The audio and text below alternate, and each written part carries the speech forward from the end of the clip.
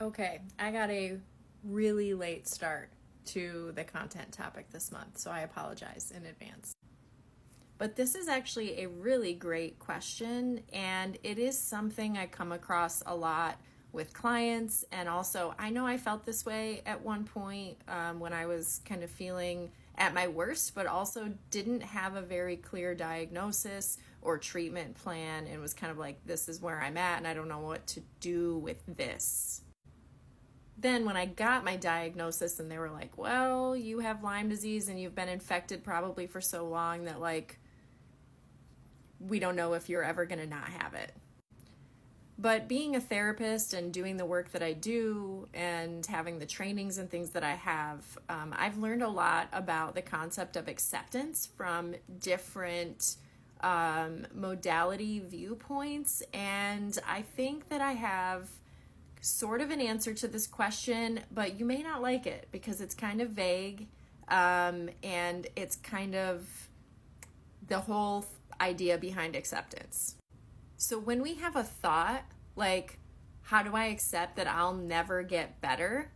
It actually is antithetical to actual acceptance. In other words, the part of the thought, I'll never get better, actually conflicts with the idea of acceptance. Acceptance, in the most simple definition, is simply not fighting your present reality.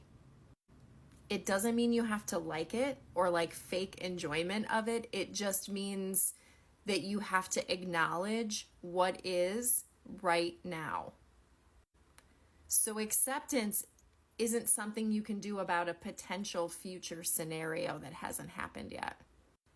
You have to also remember that our brain will project us into a future reality that we imagine to be what is going to happen based on what we're feeling and experiencing in our core affect and in our reality in the present moment.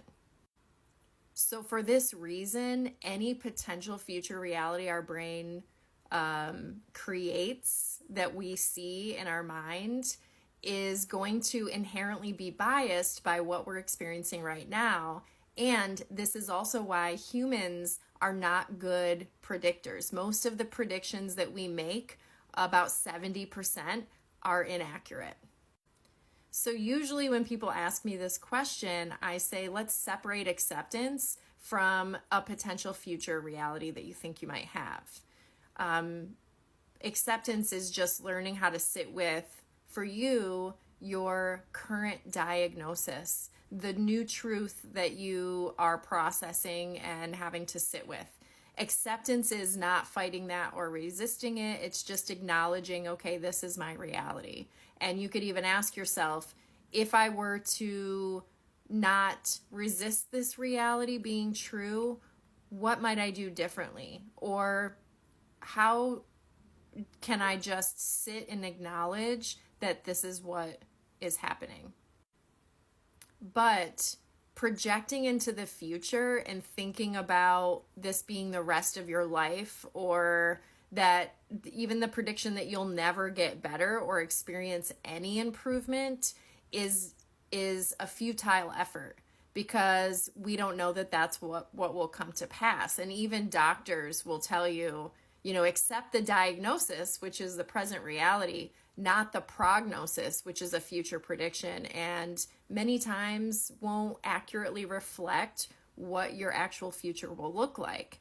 And you can take the knowledge of your diagnosis and just focus on implementing things in the here and now that could change the trajectory of what your future might look like, even if it's just making it more manageable for yourself and learning how to manage and cope with the pain better.